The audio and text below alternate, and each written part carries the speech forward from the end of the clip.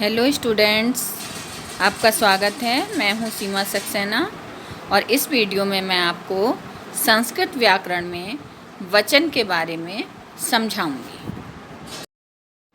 वचन अर्थात संख्या, जिसे हम अंग्रेजी में नंबर कहते हैं। तो शब्द के जिस रूप से उसकी संख्या का बोध होता है उसे हम वचन कहते हैं।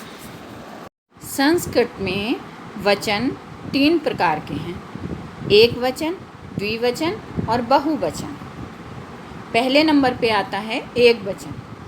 तो शब्द के जिस रूप से हमें उसके एक होने का पता चलता है उसे हम एक वचन कहते हैं। जैसे शुकः।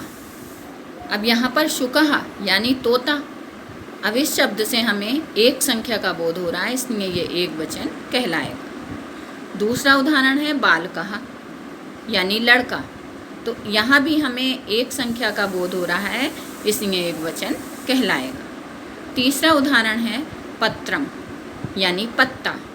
तो यहाँ पर भी हमें एक संख्या का बोध हो रहा है, इसलिए यह एक वचन कहलाएगा। दूसरे नंबर पे आता है द्विवचन। द्विवचन जैसा नाम से ही पता चल रहा है, दो वचन। तो शब्द के जिस रूप से उसके दो होने का पता चले वो द्विवचन कहलाता है। जैसे शुको। शुको यानी दो तोते।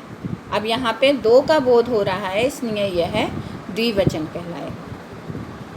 दूसरा उदाहरण है बालको। बालको यानी दो लड़के। तो यहाँ भी द्विवचन यानी दो संख्याओं का बोध हो रहा है, इसलिए यह द्विवचन है।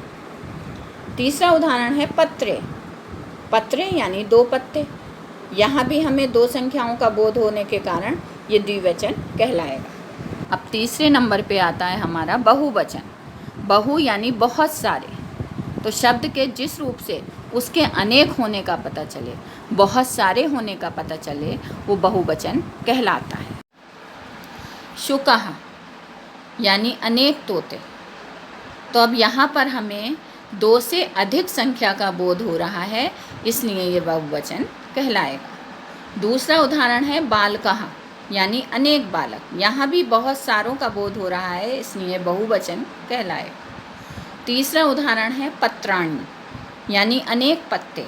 अब यहाँ भी अनेक संख्या का बोध हो रहा है, बहुत सारे का बोध हो रहा है, इसलिए ये बहुवचन कहलाएगा। अब यहाँ पर मैं आपको वचन पर लिंग और विभक्ति का क्या प्रभाव पड़ता है, किस तरह से लिंग और विभक्ति के कारण वचन का स्वरूप बदल जाता है, ये मैं बताऊँगी। यहाँ पर पुल्लिंग एक वचन के कुछ शब्द दिए जा रहे हैं। अब देखिए वो किस तरह से अलग अलग विभक्ति में अलग अलग हो गए हैं। प्रथम विभक्ति में राम शब्द के रूप रामः, द्वितीय में रामम और तृतीय में रामेण। उसी तरह से मुनि शब्द के प्रथम विभक्ति में मुनि, द्वितीय में मुनिम और तृतीय में मुनिना। गुरु शब्द के प्रथम विभक्ति में गुरुः, द्वितीय में गुरुम और तृतीय में गुरुणा। राजा शब्द के प्रथम विभक्ति में राजा, द्वितीय में राजानम और तृतीय में राज्ञा।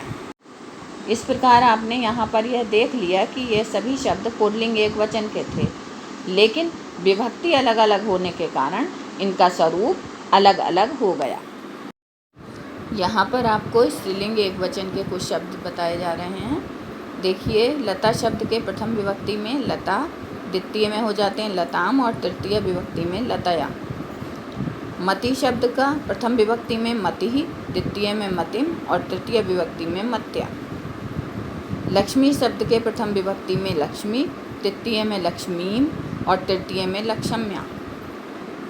बधु शब्द के प्रथम विभक्ति में बधु, द्वितीय में बधूम और तृतीय में बधवा। इस तरह से आपने देखा कि शब्द तो स्त्रीलिंग एक वचन के ही थे, लेकिन विभक्ति अलग अलग होने के कारण उनका रूप बदल गया। यहाँ पर नपुंसकलिंग एक वचन के कुछ शब्द दिए गए हैं। तो जल शब्द के प्रथम विभक्ति में जलम, द्वितीय में भी जलम और तृतीय में जलेन।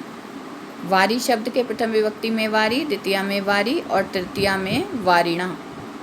मन शब्द के प्रथम विभक्ति में मना, द्वितीय में भी मना और तृतीय में मनसा। अब यहाँ पर ये अच्छी तरह से स्पष्ट हो गया कि अलग अलग लिंग और अलग अलग विभक्ति के कारण शब्दों का स्वरूप बदल जाता है। इस प्रकार हमने इस वीडियो में सीखा कि शब्द के जिस रूप से उसकी संख्या का बोध हो उसे वचन कहते हैं। संस्कृत में वचन 3 प्रकार के होते हैं, एकवचन, द्विवचन और बहुवचन। लिंग तथा विभक्ति के कारण वचन का स्वरूप बदल जाता है।